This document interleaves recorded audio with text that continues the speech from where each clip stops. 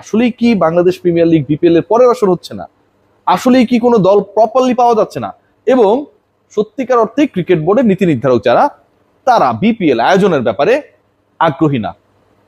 এর সাথে একটা নতুন নিউজ অ্যাড হয়েছে, সেটা আপনারা হয়তো দেখেছেন, যে বিপিএল এর নাম বাংলাদেশ ক্রিকেট বোর্ড চেঞ্জ করতে চায়, মানে এটাকে পরিবর্তন করে নতুন একটা ব্র্যান্ড নিয়ে এসে বিপিএল কে রিব্র্যান্ডিং করতে চায়। বিপিএল এর নাম কথার কথা হচ্ছে ধরেন সিপিএল বানায় ফেললো বা ইপিএল বানায় ফেললো, কথার কথা আমি বলতেছি। হ্যাঁ, বিপিএল রাখা যাবে না, থাকে না যে একসময় আপনার বিডিআর ছিল, সেটাকে বিজিবি বানাইছে।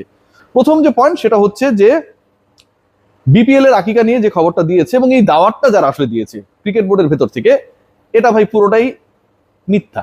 বিপিএল এর ব্র্যান্ডিং, বিপিএল এর নাম, বিপিএল এর লোগো কোনো কিছুই আসলে চেঞ্জ হচ্ছে না। বিপিএল অ্যাজ ইট ইজ, তার মতো করে বিপিএল হবে। বিপিএল এর পরের আসর হচ্ছে কিনা, কোয়েশ্চেন নাম্বার 2। বিপিএল এর যে পরের আসর মানে কি, এই বছরই তো আসলে বিপিএল টাচ করেছিল, 2026-কে তো বিপিএল টাচ করেছিল। সো ওই হিসাব করলে অনেকেই বলতে পারে যে 26-এ কেন আরেকটা বিপিএল।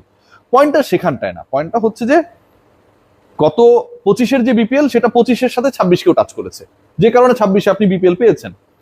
26-এ বিপিএল হবে কিনা, 2026-এ বিপিএল হবে। পয়েন্ট নাম্বার 3, বিপিএল করার ব্যাপারে বাংলাদেশ ক্রিকেট বোর্ড আগ্রহী না, এটা কতটুকু সত্য? এটা মিথ্যা।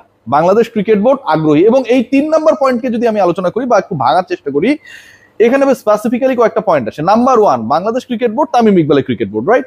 তামিম ইকবাল বাংলাদেশ ক্রিকেট বোর্ডের প্রেসিডেন্টের দায়িত্ব নেবার আগ পর্যন্ত যত ধরনের আলোচনা ছিল যে তিনি এসে বাংলাদেশ ক্রিকেট বোর্ডকে সাকসেসফুলি রান করাতে পারবেন না, পয়েন্ট নাম্বার 1। পয়েন্ট নাম্বার 2, গত বিপিএল এ যেসব ম্যাসাকার হয়েছে, গত বিপিএল সহ first division, second division, third division যে ক্রিকেট, সেগুলোতে যত ম্যাসাকার হয়েছে, টিমগুলো অংশগ্রহণ করে নাই। ইনফ্যাক্ট ঘরোয়া ক্রিকেট নিয়ে যে সমস্যা ছিল, that was the main agenda of Tamim Iqbal and his company against that times BCB.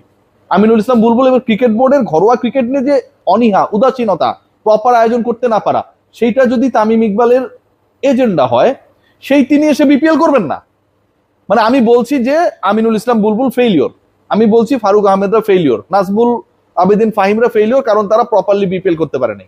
আর আমি কোনো চেষ্টা করলাম না, আমি বিপিএল করবোই না, ওই কথা বলে আমি যখন ক্ষমতায় এলাম, আমি তখন বলছি আমি বিপিএল করবো না। এটা কি তামিম ইকবালের ইমেজ বাড়ায়? বাড়ায় না ভাই। সো যারা এই খবরগুলো দিচ্ছে, এই খবরগুলো আসলে কারা দেয় আমরা জানি। কিছু মানুষজন রয়েছে এখানটায় ক্রিকেট বোর্ডের, আগেও সংগঠক ছিল, এখনো সংগঠক আছে, ভবিষ্যতে বড় সংগঠক হতেছে। নিউজগুলো আসলে ভুল, এবং বড় বড় জার্নালিস্টদেরকে যে বিভ্রান্ত করার চেষ্টা, সেটা আসলেই ভুল। এবার আপনাদের কিছু মজার পয়েন্ট বলি, আপকামিং বিপিএল এর আসলে স্ট্যাটাসটা কি, যতটুকু আমি আমার সোর্সেস থেকে জানার চেষ্টা করেছি। 1 নম্বর পয়েন্ট যেটা, যে প্রিভিয়াস একটা ফ্র্যাঞ্চাইজি, যেই দলটা বাংলাদেশ ক্রিকেট বোর্ড এবং বিপিএল এ সাকসেসফুলি তাদের অবদান রেখেছে, তারা পরের বিপিএল এ আসছে, মোটামুটি এটা কনফার্ম। এবারের বিপিএল এ, আগের বিপিএল এ থাকা অন্তত 2টা দল মোটামুটি থাকছে। একটা তো আপনারা সবাই জানেন, আমাদের সবার প্রিয় রংপুর রাইডার্স, আর রাজশাহীর যে টিমটা, যেটার সাথে নাবিল গ্রুপ জড়িত, নাবিল গ্রুপের ওই সময় অনেক প্রেম ছিল ক্রিকেট বোর্ড কেন্দ্রিক, কারণ তারা ভালোবাসায় ভরিয়ে রাখতে পেরেছিল, তাদের প্রতিনিধিত্ব ছিল বোর্ডে। সো এবার আসলে ওই ভালোবাসাটা একটু হলেও কমে গেছে, কিন্তু তারাও যে একদম অংশগ্রহণ করবে না বা একদম অংশগ্রহণ করবেই এই অবস্থায় নেই, বাট 50-50 একটা সিচুয়েশন রয়েছে।